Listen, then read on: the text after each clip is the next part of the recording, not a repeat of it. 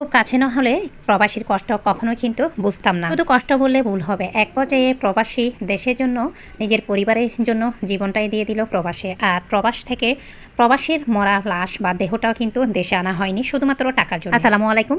আজকে আমি আপনাদের সাথে একটি ছোট্ট ভিডিও নিয়ে হাজির হয়েছি, যেটা একেবারেই বাস্তব ঘটনা। কে কি কেমন সবকিছু সম্পর্কে সবকিছু আপনাদের সাথে একটু পরে শেয়ার করছি। একজন প্রবাসী অনেক বছর যাবৎ প্রবাসে আছেন, আর প্রবাস থেকে এসে একটা সময় 14 থেকে 15 বছর আগে সংসার করেন। সংসার করা অবস্থায় একটা সময় তার ওয়াইফকে নিয়ে একটা সময় সেই প্রবাসে চলে যায়। প্রবাসে থাকাকালীন সেই প্রবাসীর স্ত্রী একটা সময় কনসেপ্ট করে আর প্রেগনেন্ট হয়। পাশাপাশি একটা সময় ডেলিভারির সময় হয়ে আসায় যেহেতু প্রবাসে দেখাশোনার কেউ নেই, তাই দেশে চলে আসে। বাচ্চার জন্মের পর দেশে সেই প্রবাসী একবার মতো এসেছিল, প্রায় 9 বছর আগে দেশে সেই প্রবাসী এসেছিল। এখন বাচ্চার বয়স 13 বছর। আর এই এত বছরের মধ্যে সেই বাচ্চাটা কিন্তু বড় হয়ে গিয়েছে, পাশাপাশি ক্লাস 7-এ পড়ে। আর পাশাপাশি সেই বাচ্চাটাকে সেই প্রবাসী আজ পর্যন্ত বুকে নিয়ে কিন্তু আদরও করতে পারেনি। ডেলিভারির সময় যখন স্বামীকে প্রবাসে রেখে স্ত্রী দেশে চলে আসে, সেই প্রবাসে স্বামীকে রেখে আসাই হচ্ছে স্ত্রীর আর সেই প্রবাসীর পরিবারের কাজ। সেই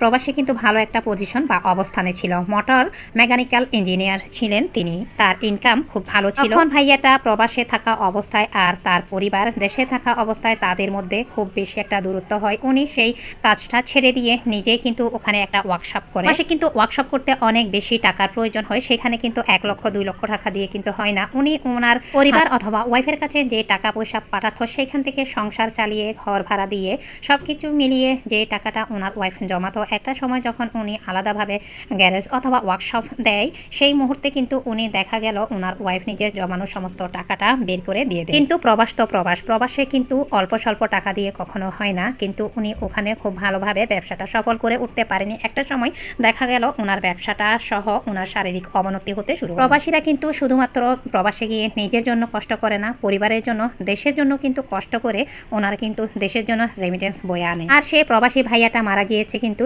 রমজানের শেষের দিকে। ওনার লাশটা দাফন হয়েছে আজ থেকে 5 বা 6 দিন আগে। ওনার মরা দেহটাও কিন্তু শুধুমাত্র 8 লক্ষ টাকার জন্য প্রবাস থেকে দেশে এনে যে মাটি দিবে, সেই টাকাটাও কিন্তু ওনার পরিবারের কাছে জমা ছিল। সেই ভাইয়াটা রমজানে মারা গিয়েছিল। পাশাপাশি ঈদের মেহমান সবকিছুর প্যারাতে কিন্তু আমরা যে দেখতে যাব সেই সময়টা হয়ে ওঠেনি। যদিও প্রবাসী লাশ আমরা দেখতে পাইনি, ওখানে শুধুমাত্র আমরা দেখতে গিয়েছিলাম তার পরিবারকে। আর এখানে সেই প্রবাসী ভাইয়াটা ছেলেটাকেও আপনারা এখন দেখতে পাবেন। এখানে দেখতে পাচ্ছেন আমার ভাইস্তাদের।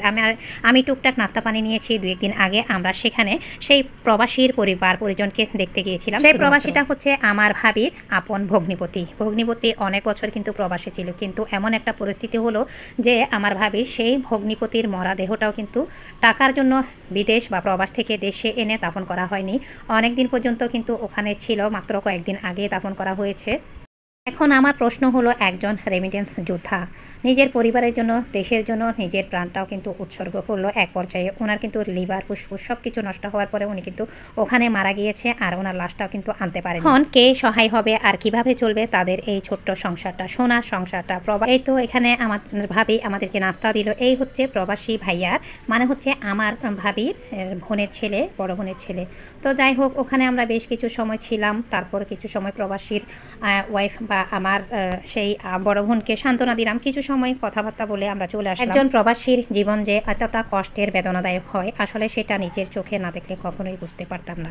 প্রবাসীরা কিন্তু শুধু নিজের জন্য কষ্ট করে না, নিজের পরিবার বা বাচ্চা স্ত্রীর জন্য রেমিটেন্স বয়ে আনে না, সেটা কিন্তু সারা দেশের জন্যই বয়ে আনে।